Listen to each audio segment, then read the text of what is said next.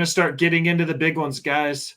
The home stretch of it. We're talking match of the year, male independent, female independent, stars of the years, all of this. First one. Who has the best entrance in pro wrestling in 2023? Swerve. Wow, that was real quick. That was fast. Swerve. Yeah. Mm-hmm. Good pick. I picked my entrance down to an actual show because I thought it was just cool and done tastefully. Yeah. But it's House of Black at All In. Coming out in all white. Oh, yeah, that was pretty. That look. And then, I mean, the lantern was an added plus. That was a great, very tasteful way to do the tribute to Bray. But these guys going from, you see them every week wearing the black and like the gringiness of it. And then they come out at All In and they're in white. They just like looked clean. I was like, damn. Then they got some pretty badass music too. Agreed. Al Swerve, House of Black for at All In. Mine was Matt Tremont at Hammerstein the last time he used Separate Ways. Yeah. Love that entrance. One of my favorites. Shadow took a video of it, of me dancing to his entrance when we were watching the GCW show when he came out to it. Axiom. Tommy says, just kidding. All right. Indie wrestling, guys. Male indie wrestler of the year. Who do you have? Who's your male independent star of the year? This is going to... Yeah. This is... Oh. Are you going? Am I going? You're going. This is going to be 100% biased opinion, but I feel like this I have to say this because I'm going to say it's Colton Cage. Colton Cage. Got a lot of Cardonas. I don't disagree with that. Booyah guy, I forgot his name. Alex Kane, Boomaye is what he's thinking. Yeah. Bo, who you got? Male independent wrestler? No, but really, my pick is Jay Boucher. Mine's biased because I've watched more of his independent matches than anyone this year, but it's my buddy Stunt Marshall. Stunt Marshall, fantastic. Like pick. He's made AEW. He's been on the tapings. Like he's getting his flow going. He's making them towns. He's a great pick. My male independent star of the year. AJ came in late. I just saw Brian Keith. Great pick. Texas All-Star Wrestling. Great guy. Hunter Drake. And the reason why I pick Hunter is he is currently the new South Heavyweight Champion. You see him with Jersey All Pro and GCW. He's done some stuff with Limitless, and he's been kind of all over the place. I think he will be up there at one of the people that have a shot at dethroning Alec Price for the IWTV Independent Wrestling World Championship. So Hunter Drake, male independent wrestler of the year. With a male independent wrestler of the year comes the female independent wrestler of the year. Guys, who you got? I'm going to pick Ruthless Lala. Another homer pick, but I'm here for it. I'm going to go with Alley Catch. Alley Catch, also a great pick. AJ says Steph DeLander coming through with the Matt Cardona hype. Love that. My pick, the current holder of the Burke, the NWA Women's World Championship, Kinsey Page. But would she technically be an indie wrestler since she's in the NWA? She only just signed an NWA contract, believe it or not. She was an independent wrestler, I would say, well up until the last probably 90 days when she signed her NWA contract. So I would definitely say Kinsey Page qualifies for sure. All right, guys, this is a favorite best faction of 2023.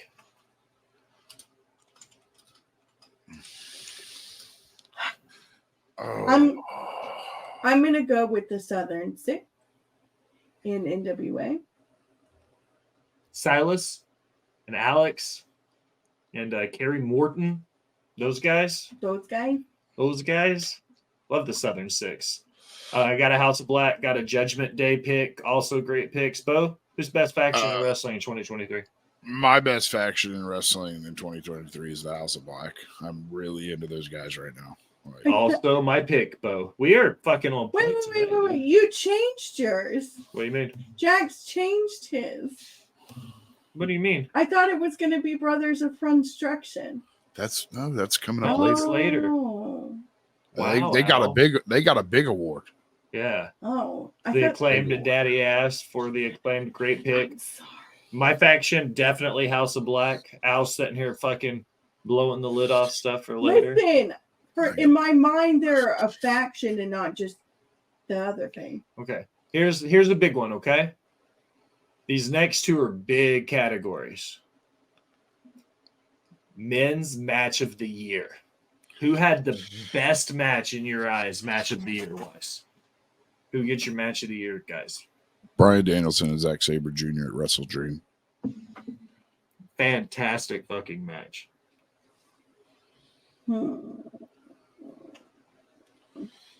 Mine was where'd my list going down? Will Ospreay, Kenny Omega, Forbidden Door 2. That's a damn good one. Mm-hmm. I'm gonna say.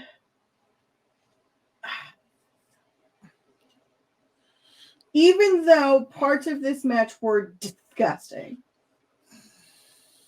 I will say the match with Swerve and Hangman at whatever that paper The was. Full Gear. Yes, that one. All right. 3 solid picks. Follow up. Women's match of the year. Who had the best match from the ladies this year? Definitely Rhea and Charlotte at Mania. Also my pick. Flair and Ripley at Mania 39 for night 1. Dude, that was a fantastic match. I'll be honest, I went Selena Vega, Rhea Ripley at Backlash in Puerto Rico. Really? That wasn't Also a so great bad. match. That actually, like, there for a minute, I kind of was on, like, I was like, ooh, Selena might pull this off. They're going to give her a shot. And that's where I really think she looked at the guys behind the curtain and said, watch what I can do. Yeah. You know what was also a good women's match? And was it this year? I'm pretty sure it was this year. Was Kyrie and Mercedes Moné. That was this year. That was the Uh, beginning of she came back. 2023. That was, as a matter of fact, that's in my matches for this year. Kyrie and her were. That was at what was it, Beach Blast or whatever the fuck Something. it was. Yeah.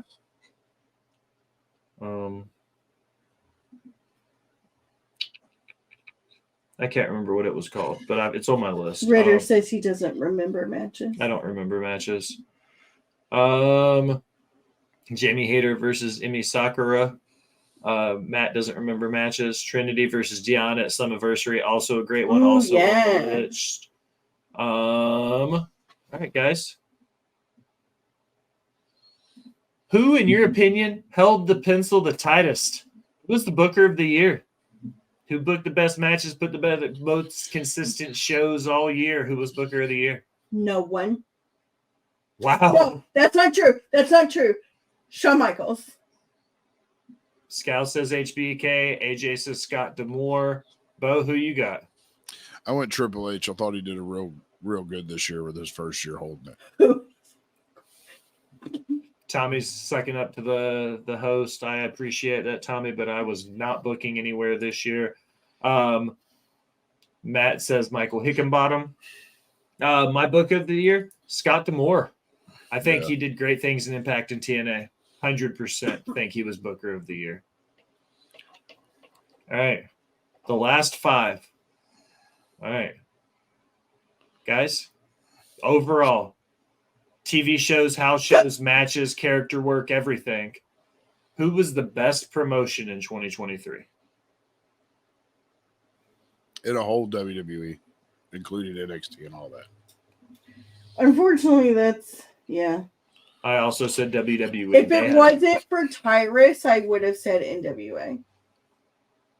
But we had Tyrus.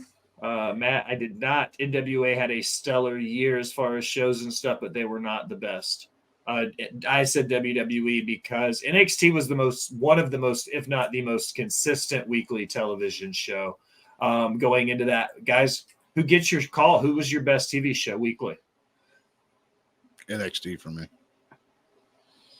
Scout specifically in NXT. My show of the year, I said, was SmackDown. I think I had the most fun watching that, but fucking dangerously close to SmackDown this year, guys, was NXT. the back half of the year, starting probably July or August, when Scouts convinced me to start watching. The last 4.5 or 5 months, just bangers weekly, dude. I said in a TikTok video that WWE has changed how they do wrestling shows because they film them like TV programs. And Sean Hickenbottom has mastered that art of how to book a wrestling show inside of a TV program, in my opinion. So I'm excited for 2024. NXT might be the best weekly show starting next year. What's up, Sean? Thank you for the sub. 6 months in a row. Big dicks in the house. Been saying it for months, Scals. I know. I love you, bud. I'm gonna say the first hour of Raw. The first hour of Raw every week is the best weekly TV show. That's very specific of you. 33% of Raw is the best TV show of the year. Well, that's What when is The best- Simpsons?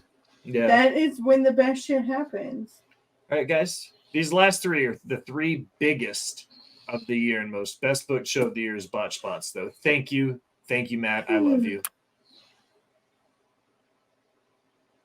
Tag team of the year. Who is your tag team of the year pick? Go on, Jackson's I read. The fucking Brothers of Construction. The Brothers of Fun. Those guys. Dude, when we watched it, the first thing I looked at, I was like, "Are they wrestling in clown shoes?" They were wrestling in fucking clown And I shoes. said, "This is crazy." I was like, and their gimmicks are amazing. Like, it's awesome. Just the whole atmosphere with them coming out now with Violent J from ICP, like having like weird matches with Christmas boxes. Like, it was just fucking awesome. I loved watching them. AJ says Kings of the Black Throne. Al, I completely agree, Matt. Brothers of Construction are a ton of fun to watch. I could see absolutely why you think that. Al, who you got? Who's your tag team of the year? I'm gonna go with MJF and Adam Cole. Great pick. Nothing wrong with that pick. They had a hell of a run together this year. My tag team of the year, and I'm agreeing 1,000%. It's Tony D'Angelo and the family, man. I 1,000% Tony D. Like, arguably my favorite thing about NXT is Tony D and the family, dude. 100% tag team of the year, in my opinion. Yeet, yeet, yeet, yeet, yeet. You already know yeet. So I'm guessing he's saying Cody Rhodes and that other guy.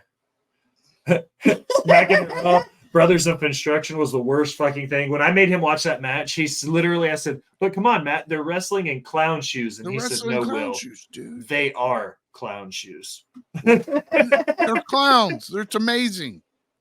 All right. The two big ones. All right. Whew. We made it. 2 more. These are big, guys. I'm going to do this one first, and, because I'm respectful. We'll close out big, but the first one is, who is your male wrestler of the year? Of all of the wrestling matches you watched, the stories you saw, who do you think was the best male wrestler of the year? That includes character performances, vocal work. That includes everything that encompasses being a pro wrestler. Who was your male wrestler of the year? I'm going to go with Seth, and I said I was going to say his name a lot because overall, he is the most rounded wrestler that there is. Period. A night. That was really good timing because I meant to click that one. Bo, who'd you pick?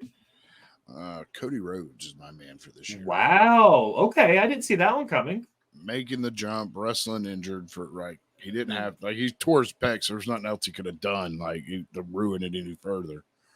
But I just think he put on I don't know what it is. The injury. Yeah, maybe go go to AEW to realize what a wrestling company's how it's not run, and come back to WWE, because then I feel your passion comes back. And I felt like Cody just had all around of me had put on good storylines. His promos were amazing. Matches were good. So my male wrestler's Cody Rhodes. My male wrestler of the year. And this might be my hell is frozen over moment. Okay. Nobody knows this because I haven't said it yet. Al's seen it because she's seen my list. I haven't heard it. One, Will Ospreay. Really? Here's why, dude. not only has put on nothing but banger matches everywhere he's worked, but the son of a bitch is getting booked on fucking 7 continents, and I only think there's 6. So, like, he's worked in Australia this year, Europe this year, in the States. He's worked in Japan. Like, the dude has worked everywhere. You know what I mean? Everywhere he goes, he puts asses in his seats, and people want to watch him work. Like, and above that, he's had maybe the best year of his life as far as his promo work goes. So I was like, dude, it was hard pressed. If it wasn't going to be Will Ospreay for me, it was 1000% going to be Kenny Omega. And that surprises me because, like, I just never saw it coming. 2023 has been a weird ass year for wrestling. All right, last one, guys. We did male wrestler. Tell me about it. Who is your female wrestler of the year? Mine would happen to be Trinity. Great pick. She went from the Limelight, the biggest company, down to not the smallest, but down to a smaller promotion, and has excelled and kept her name out there, put on banger matches with an Impact. Like, Trinity has been the female wrestler to watch out for this year for me. Timeless Tony Storm, Roxanne Perez, Camille, all fantastic picks. Al, who you got? Female wrestler of the year. I'm going to retweet AJ, and I am also going to go with Camille. Gals is not happy with the Timeless Tony Storm. He says she is. Okay, here's the thing. Tony Storm is an amazing wrestler. This gimmick is just visually, the gimmick is stunning. She looks fabulous. I just can't with the just how she's acting in the gimmick. It just makes me cringe. But I think she is the best technical female. She is one of the best technical female wrestlers. But for an overall package, I think it is Camille for sure. For me, and this is going to be shocking again, and I'm going to catch a little bit of heat, but I'm going to explain why. Jade Cargill. Okay. She had the TBS title. She ran forever with it. She had nothing but great matches.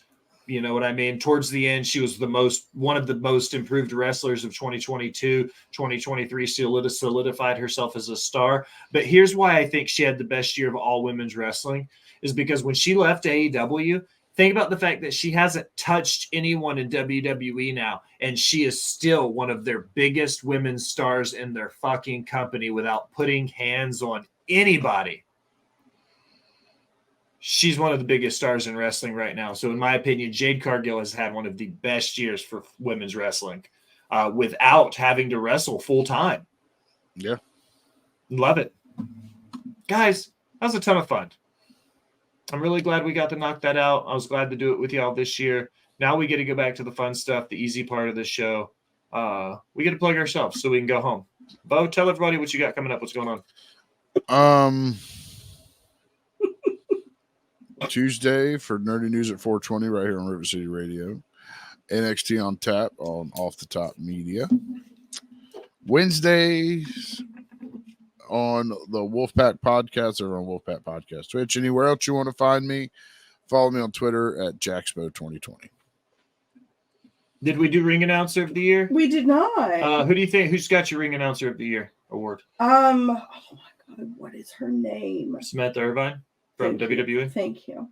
Yeah. Irvine. Who do you got, Bo? Irvine. Dapper Yapper, Justin Roberts. 100%. Al, plug yourself. Tell everybody what's going on. What's in the mailbox? In the mailbox is my Jey Uso figure. Thank you, Metal Mike. I just have to go get it. Unlike normal people's mailboxes are usually at the end of their driveway. Ours is a quarter mile down the fucking road, which is fucking annoying. So I get my mail like once a month. So after the first of the year, my comic will be back. So in order to see the Hill support group. You will need to subscribe to the Patreon, which we will tell you about momentarily. You can follow me on Instagram, TikTok, and Twitter at JustAGirl918. We are 6 days into the 12 days of WrestleMus. And no, I'm not going to tell you what they are. Go to the fucking TikTok and watch it.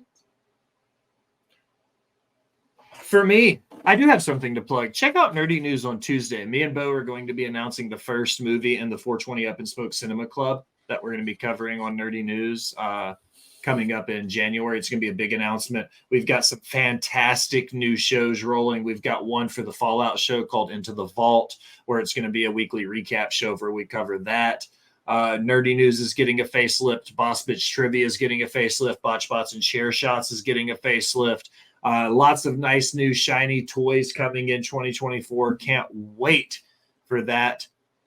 But as always, guys, the Patreon is the lifeblood of our network. If you subscribe at patreon.com/Rivet City Radio, you can get for $5 a month, less than a cup of coffee, all the great Patreon subscription stuff there. My GM Mode, the Hill Support Group, Botch Bots After Dark, all of that. If you're feeling really generous and you want to donate, we secured our Royal Rumble tickets today, but if you want to cash out tips to PayPal at BotchBots and at BotchBots, you can help pay. Road trips are expensive. You can help get me, Bo, and Al some snacks on the road, anything like that. We would love you for it. As I said earlier in the episode, join the Discord. If you're into that, you can talk to the host and the producers for BotchBots and Chair Shots off the top media, Rivet City Radio. Merch at angrylemonade.com/bots and Chair Shots coming in 2024, though. We got some cool stuff coming. Amazon Prime, if you have a Prime Gaming subscription, give it to us, give it to the Wolfpack Podcast, give it to Creation World or off the top media, as long as Jeff Bezos doesn't get it. Guys, we did it. Easy money. Anything for the class before I talk real fast?